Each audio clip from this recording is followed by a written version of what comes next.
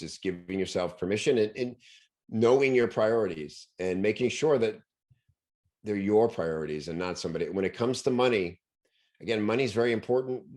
Of course, an outcome for RFL that I have for you is to make more money, no doubt about it.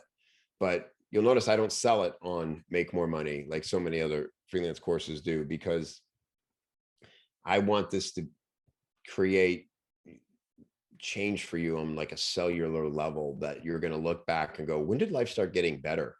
Oh, it was around the time I did RFL. You know, I know that sounds lofty, but it's just so much about how we think about this. And it's so easy to judge our success on other people's and look at other people's numbers and think that needs to be our criteria. So a big part of it now is just make sure what you want from this is what you want from this, and not some superficial perceived notion of how other people have made it work, because a lot of them are lying, especially on social media. Okay. All right.